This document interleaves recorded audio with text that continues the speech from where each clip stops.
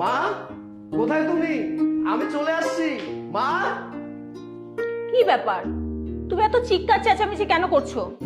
আর এতদিন পর বিদেশ থেকে দেশে ফিরলে, কই নিজের বউটার কথা একটু ভাববা, বলবা বউ তোমাকে অনেক মিস করছি, তুমি কোথায়? আর এসে শুরু করে দিছো ওই বুড়ি মার কথা। শোনো, তোমার সাথে তো আমার যোগাযোগ কথা হয়, তাই না?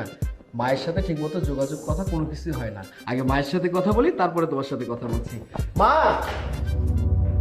আমার কথা আগে শোনো। তোমার মা একটা বৃদ্ধ লোকের সাথে পালিয়ে গেছে। আমি এতবার মানা করেছি, কিন্তু সে আমার কোনো কথাই শুনেনি।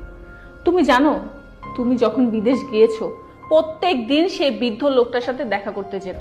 আর আমি যদি তাকে মানা করতাম, সে উল্টা আমাকে আরো হুমকি দিত।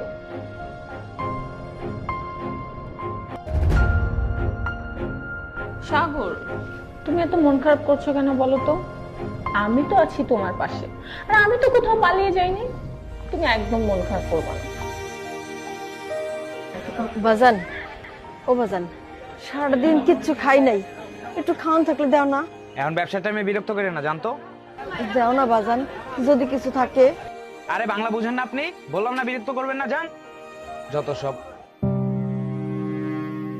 বাজান, সারাদিন কিচ্ছু খাই নাই, খিদা লাগছে, যদি একটু দিতেন আমারে। ক্ষুধা লাগছে, খাবেন? সারাদিন কিচ্ছু খাই নাই বাজান। আচ্ছা নেন। আল্লাহ আপনার অনেক ভালো করুক বাজান।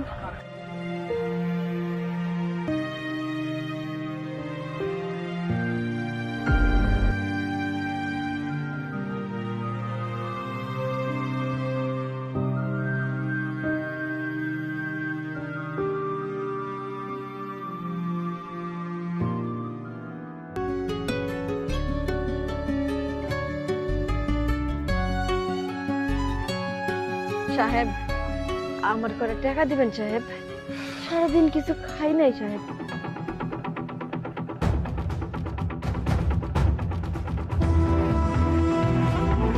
বাজান, বাজান, তুই বাচ্চা আছিস বাজান।